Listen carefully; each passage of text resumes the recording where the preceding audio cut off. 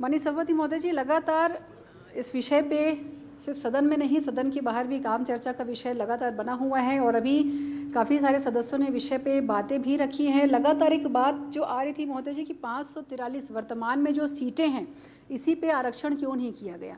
महोदय जी, बहुत स्पष्ट है कि जब 33% आरक्षण को बिना जनगणना और बिना विधिवत परिसीमन के लागू करना असंवैधानिक और अव्यवहारिक कदम है, इसलिए ये ज़रूरी है कि अभी जनगणना हो पाए। लगातार बात ये आ रही थी कि जनगणना में ओबीसी नहीं पूछा जा रहा है, ये नहीं पूछा जा रहा है। तो महोदय जी, अभी तो सिर्फ घरों की गिनती हो रही है, घरों का तो कोई जाति नहीं होता ना। पहले घरों की गिनती होगी, उसके बाद कौन सी जात का है, किसको वो करता है, उसके बाद वो सेकंड चरण में आएगा। पहले चरण में ही घर से तो हम नहीं पूछ सकते कि भाई तुम किस जात के हो, घर पहले तुम बता दो, दरवाजे खिड़की जो लगे हुए हैं। मोदी जी, इसके अलावा जो विषय आता है कि 543 सीटों पे ही क्यों नहीं होता। आज दक्षिण भारत की हम बात करें, जिन्होंने जनसंख्या नियंत्रण में उत्कृष्ट कार्य किया है, कहीं ना कहीं अगर आज ये लागू होता है 543 सीटों पे, तो उन राज्यों को भी बहुत बड़ा एक नुकसान बिल्कुल हो सकता है महोदय जी। और इस विषय पे आप लोग चिंता मत कीजिए, आप लोग बहुत अच्छे वक्ता हैं, वो भी दिखेगा, बोलिएगा आप लोग, चिंता नहीं है। अध्यक्ष भी अब तो आ चुके हैं, इससे बड़ी खुशी की बात और क्या होगी। बहुत अच्छे वक्ता बैठे हैं सामने, आप सब अभिनंदन है आपका। उसके अलावा महोदय जी, लगातार जिस तरीके से जब 17 अप्रैल का वो समय जो पूरी देश की महिलाओं का, बच्चियों का जब टीवी पे नज़र थी, जो राजनीति में अपना भविष्य और सेवा करने के लिए जो आगे आना चाहती थी, जिस तरीके से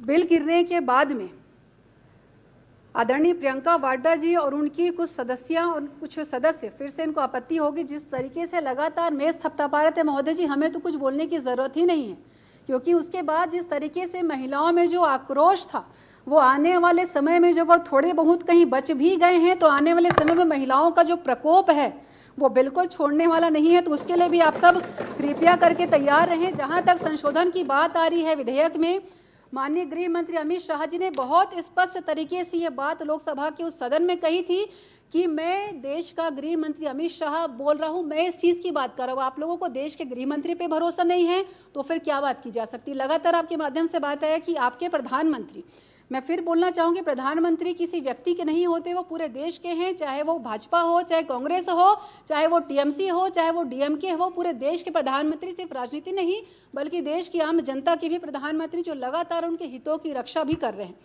महोदय जी, बहुत स्पष्टता के साथ हमारे गृह मंत्री जी के माध्यम से ये बात कही गई कि आप 1 घंटे का समय दीजिए, जिन विषयों पे आपको आपत्ति है उन विषयों पे आपको पूरी पेपर के साथ, पूरे संविधान पे चर्चा होने के साथ सारे विषयों को क्लियर किया जाएगा।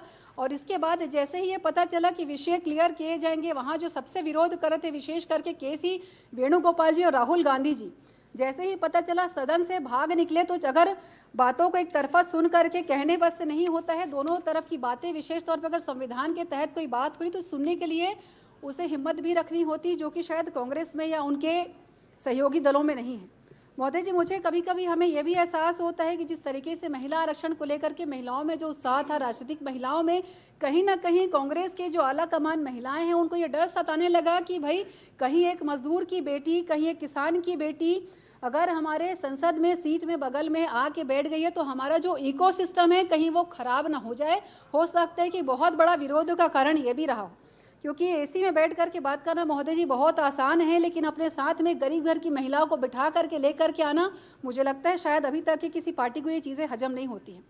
अगर हम दूसरे देशों की बात करें महोदय जी, आज भी रवांडा जैसे देश जो 60% से अधिक, स्वीडन और नॉर्वे जैसे 40 से 45%, फिनलैंड में 45% आज भी महिला सांसद हैं, प्रतिनिधित्व करने का मौका उन्हें हमसे ज़्यादा मिला है। 185 देशों में अगर वैश्विक सूची आप देखें तो आज भी हमारा भारत 140वें स्थान पर संघर्ष कर रहा है, जो कि बांग्लादेश, पाकिस्तान और चीन के महिला प्रतिनिधित्व करने से भी पीछे है। महोदय जी, लगातार अगर हम नरेंद्र मोदी जी की बात करें, 2014 से अभी तक लगातार नारियों के उत्थान में, महिला सशक्तिकरण में सिर्फ भाषण नहीं दिए गए बल्कि ऐसे बहुत सारे कानून बना करके महिलाओं को आगे लाने का काम किया गया है। चाहे हम ऐसे विषय जो कभी ये सोचते थे कि शायद हमारे देखते हुए हमारी पीढ़ी में कभी हल नहीं हो पाएगा। चाहे धारा 370 की बात करें, चाहे रामलला के भव्य मंदिर की बात करें, और तो और छत्तीसगढ़ परिप्रेक्ष्य में अगर बस्तर के घने जंगल से नक्सलवाद आज अंतिम सांसें भी उसकी थम चुकी, उसकी बात करें तो कहीं ना कहीं हमारे देश के प्रधानमंत्री नरेंद्र मोदी जी की ही सोच थी कि आज छत्तीसगढ़ से भी जो नक्सलवाद है पूरी तरीके से वो समाप्त हो चुका है। मोदी जी लगातार विपक्ष ने खुद आने वाले समय में 2029 के चुनाव में, मुझे लगता है अगर ज़रूर इसलिए बोलेंगे ये संसदीय भाषा नहीं है, ये हो सकता है बोले, खुद ही इन्होंने अपनी कब्र खोदी 2029 के चुनाव में, क्योंकि हर महिला जिसका राजनीति में आने की इच्छा थी, मैं फिर कहना चाहूँगी कहीं ना कहीं उन महिलाओं को इस परिसर के अंदर आने से अगर किसी ने रोका है तो वो कांग्रेस पार्टी है, इनकी इंडी गठबंधन है।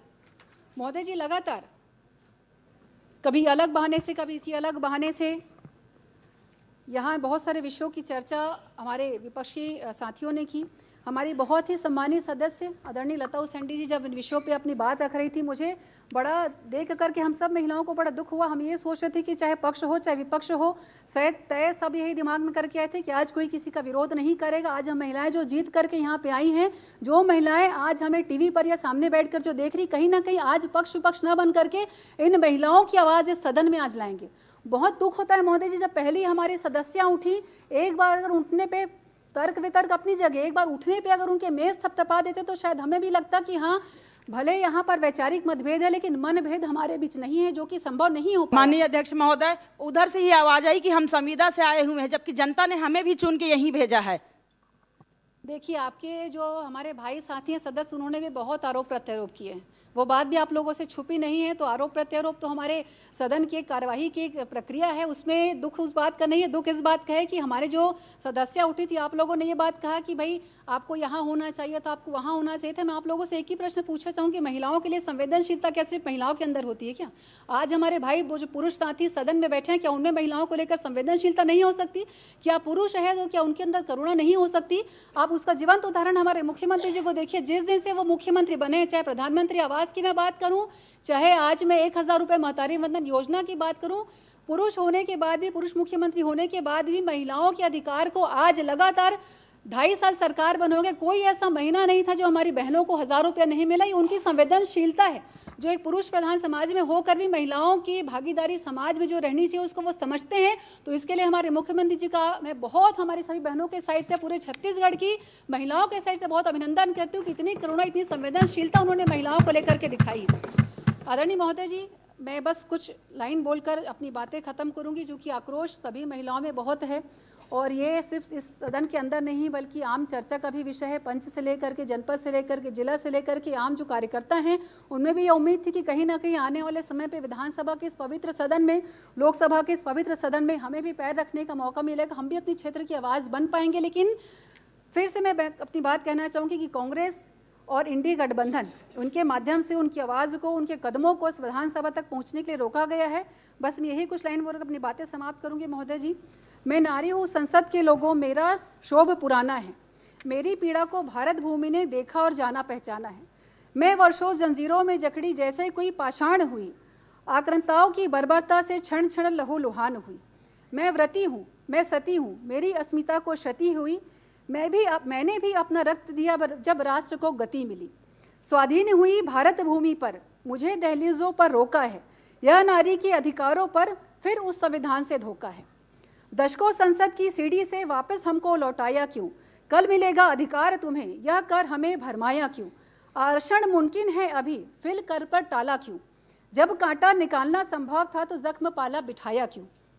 सुन लो विपक्ष के हमारे साथियों, जो छल कपट आप लाए हो, जिस मातृशक्ति को छला है आपने, उसी से आज फिर ठकराए हो।